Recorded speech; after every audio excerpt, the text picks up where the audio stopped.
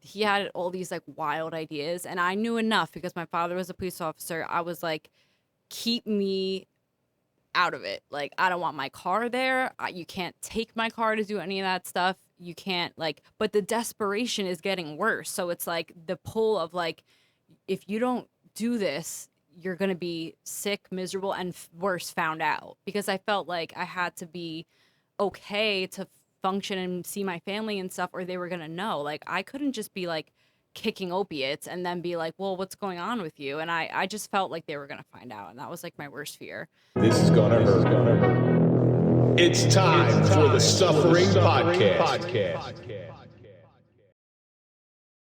You know, I went to college right out of high school. I went to Bergen Community first, and then I went to Montclair State after that. In my first couple years of college, that wasn't introduced yet. So it was a lot of like, you know, marijuana smoking, the little party drugs like on the weekends, but never like daily use. Even the marijuana, I was more smoking with people in a group, that kind of thing. Parties, exactly. But once I turned 20 and I was starting my, I already got my associates. Now I'm going for my bachelor's. I met a guy. This is like famous last words. I met a guy, and he was just like me, like, young.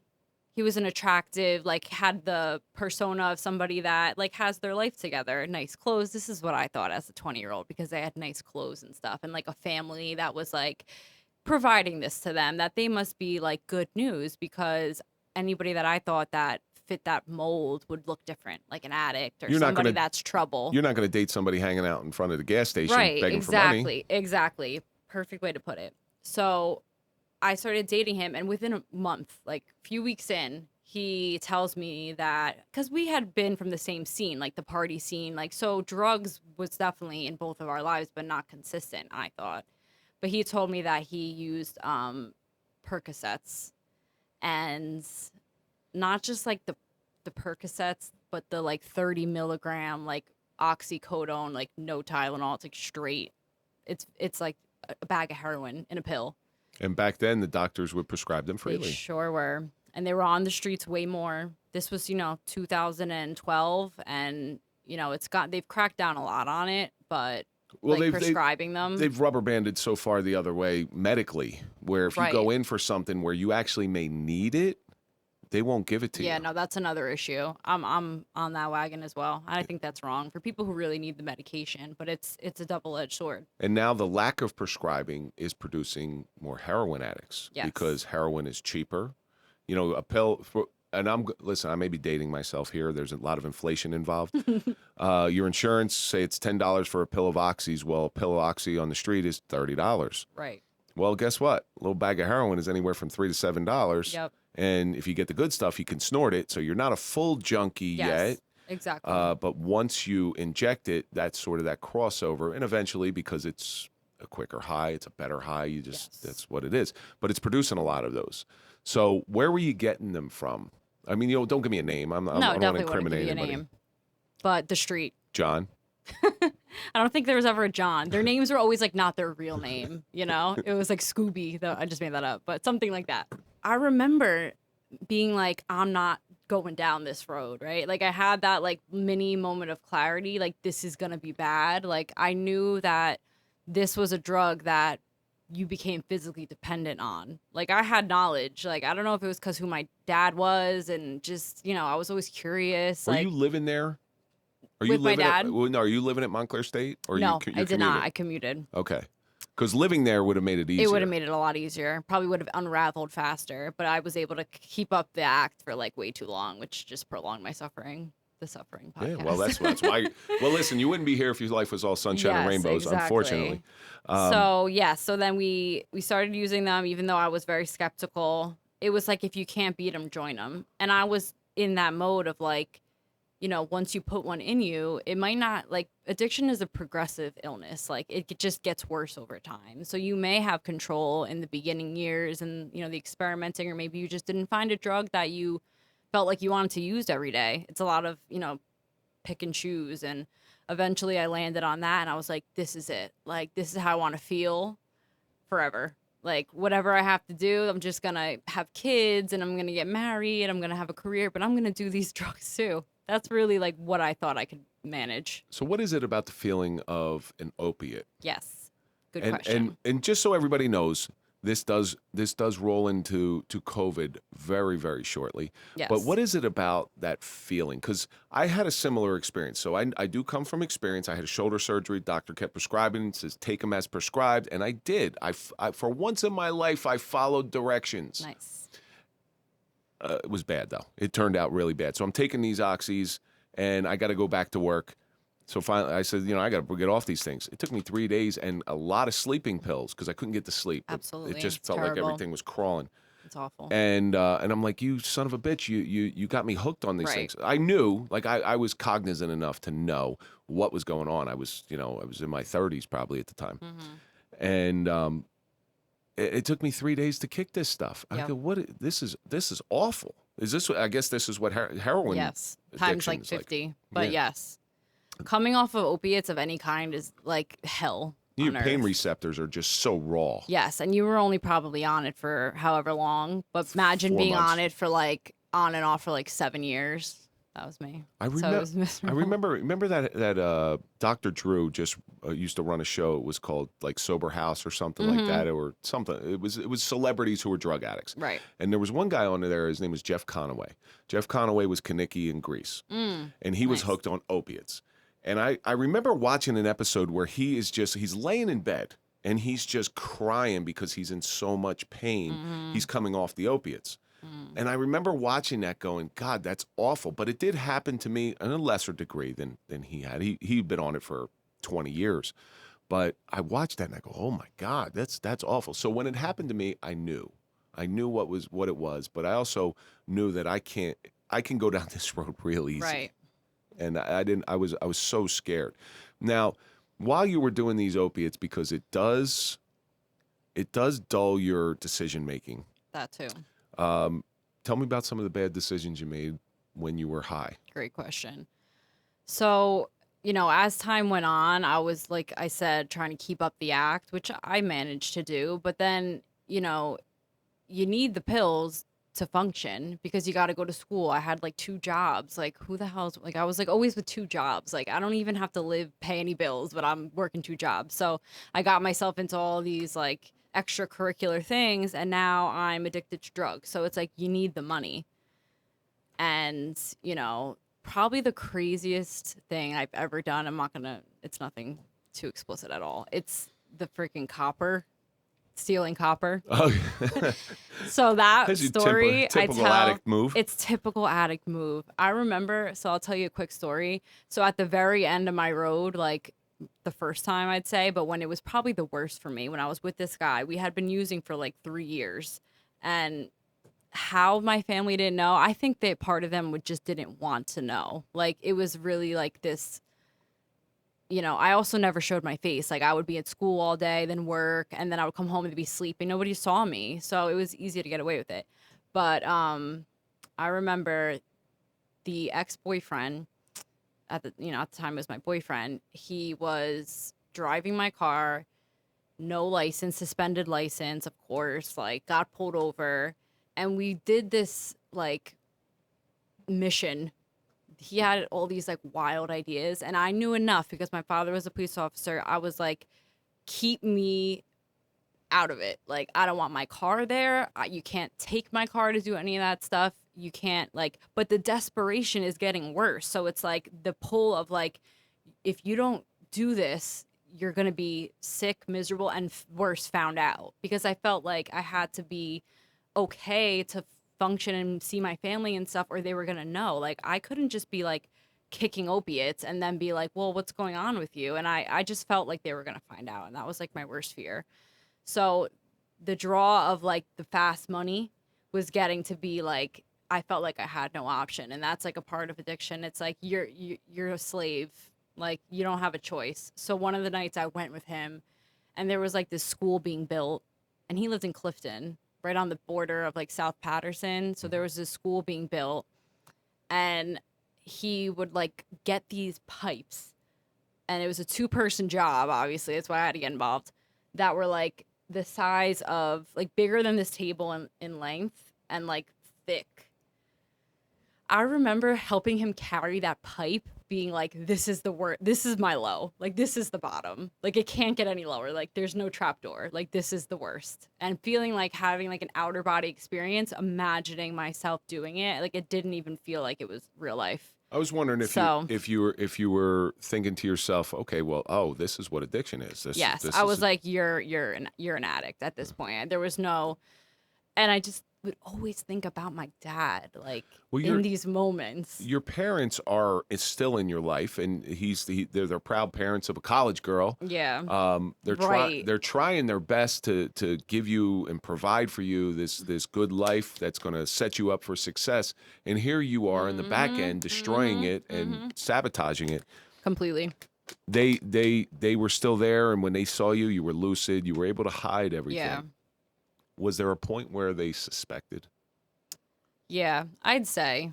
My dad always would talk about the people I was around, more so than are you on drugs. It was always, you are who you hang out with. That was his favorite line. And he was so right. Because, like, coming into recovery, that's what they say, like, avoid people, places, and things. And I had to completely change everybody in my life. I don't talk to anybody other than, like, friends that didn't do drugs from my past. Not a soul. But that was, like, the conversations I'd have with my dad. And he was right. Like, he never liked who I hung out with. And I was always like, you don't know them. They're good people. But your behavior is changing. And your dad being a police officer who is sensitive to this, he's out on the streets, he's watching this stuff. Was there some questions being thrown at you by him? I would say, but I always had, like, an excuse and a lie. And that's where I think the thing comes in, where it's like, maybe he didn't really want to know. And I always thought that was impossible. I'm like, my dad is too much of a, like, control. Like, if he knew something was up, like, he'd want to get to the bottom of it. But as time went on and I look back, like, how did you not know? Well, addicts are Academy Award-winning actors. And I know this from my own experience. When I had some serious alcohol issues, I had alcohol hid everywhere. Right. And the only way you know that I had an alcohol problem is if I didn't have any. Right. That was my fear. That's why I could never run out of money. Right. So you're constantly chasing that you need this just to stay normal. And so I would hide liquor bottles. There was liquor bottles hidden all over my house. And not until about 6 months ago did my wife know that. Wow. Yeah, there's stuff I'm sharing right now that my family's never heard. Yeah, it's strange. So when you were stealing that copper and you said, I'm an addict, was that your first moment where, okay, I got to figure something out? Yeah. Once it got to that level, I feel like I got more afraid to reveal, like, what was going on, because it got that low. Like, it was so just, like, in, the 12-step fellowship that I'm in, we use these, like, buzzwords. One of them is, like, living at an animalistic level. That was how I was living. So it was even harder to reveal myself to these people that I was trying so hard. It was like living a double life. It was like you had, like, 6 full-time jobs, like getting and using, lying to your family and keeping that act up, wearing that mask. Plus, I was still in school. I graduated on time. I may have had, like, one victory lap where I stayed till, like, year 3, but I graduated college. And that's another thing that my family always said, like, they were like, well, if she's still in school, like, that was, like, doing something right. That was their marker. Like, well, she's in school, she has a job. But that's something that people don't understand about addicts. The majority of addicts, I'm talking about the vast majority of addicts, so not the people you step over in the street. They're the people that are working in the bank. Yep. They're the people that are serving you food. They're the majority of addicts. They're functional addicts, and they're very good. Their time is coming where if they don't get it under control, they can be that person. That will be them, yes. Because that person was keeping it together who was on the street. They were keeping it together at some point. They had their time. Yeah. So, and addicts are also, especially successful addicts, are notoriously successful. They are overachievers because I've said this on previous shows where if they screw up a little bit, maybe they come in a little hungover or they leave a little early to hit the bar, their bosses are like, let them go. They're doing such a great job. Exactly. So they overlook the bad behavior. Right. And that sounds like what's happening to you. You were doing great. You graduate college. Now you're on to the next phase in your life, but you also realize that you have a problem. Yes. When was your first time where you tried to pull it back? So when I kind of got off track at some point, but when I was telling the story about the boyfriend driving my car with no license, he ended up getting pulled over. You know, the police took one look at the car and like, you just know, like, it just looks like people are just, it is just trashed, like copper, probably. Oh, there was copper in the car. Copper in the car. Okay. It was, he somehow got it like cut. I don't know, where he had a guy and the guy had a guy and all this nonsense. And then some of it was in my trunk. And they told my dad, because the kicker was the car was mine, registered under my dad's name. So when they took one look at the car and then they started to kind of like piece together, because there was like all those stolen copper incidents, and now the kids got the copper in the car, they were like, okay, we're uncovering something here. It was like this big, you know, crime spree. But they went, the Passaic County Sheriff went to my father's house. This is like the lowest point in my life. The guy who just took his life, the Burneck. Oh, yes. That was him, yeah. Yes, I remember. He might have been involved. They didn't know my dad was a police officer, police captain at that time. Right before he retired is when this all happened. And they went to his house and like banged on the door, like SWAT. I still to this day, like, it just doesn't even seem real, because that was like my worst nightmare. Oh, so they thought that was I thought my dad was like involved. That was the hideout. That was where everything was happening. Exactly. Yeah. They just went to where the car, you know, who's this person? And I wasn't even there to say like, no, that's my father. Like, they still would have, you know, told him. But at that point, that was my first, like, really like my higher power, like, throwing me like a bone, because I was not getting out of that situation. It was also wildly abusive. He used to hit me, drag me. It was so toxic and so terrible that I felt like I could not leave, because he was like somebody I was dependent on to keep this lie going. That's the worst place to be. You're getting beat on, who at the time, like, my whole life, I had self-worth. Like, it went to a point where it was on the wayside, because this addiction was stronger and driving me to do things that were not in my nature. But like, I loved myself because I was loved. Like, my father, my mother, they loved me. And I was just like, if my father only knew what this boy was doing to me, like, they would kill him. He would have been in jail. So I tried to keep that, you know, but too. You get like a Stockholm syndrome. And if you don't know what Stockholm syndrome is, it's Patty Hearst. So Patty Hearst was kidnapped by this terrorist cell, and she goes and she ends up robbing a bank with them, because she feels it's very good manipulation. These people who do these things are very, very good at manipulating, and they make you think that you are nothing without them, that you need them, and you are part of them. Oh yeah, he told me that, and it's like I look back at those moments where he was like, he would tell me like, you're not gonna be shit, like, you ruined your life, you're never gonna look good again, you're like, because I looked like shit at the end. Like, let's keep it real. Like, I was probably 130 pounds, but I'm like 5'8", so I was like a walking skeleton. Like, I looked probably like 20 years older. Like, it was not a good scene. And he had me like convinced that like my life was over and I would never recover from this, and I believed it. I was like, damn, like, I don't know how I'm going to go on. And like, now I look at my life, like, in grad school, 4.0, going to be a licensed therapist. Like, you're going to be just fine. I'm going to be just fine. Joke's on him. But the point of that whole thing was that the police went to my dad's house and he found out everything. And that was like my, you know, first, like, I got pulled out of that. So then I went on like a maintenance medication, Suboxone. And I was on that for about a year and a half. That was brutal coming off of that. Well, Suboxone it creates another addiction, and this is what I find out about it. Suboxone was a foreign substance to me years ago. Yeah, it's pretty new. But what people go on Suboxone, and all of a sudden they just get hooked on the Suboxone. So you trade one drug for another, you trade one dependency for another.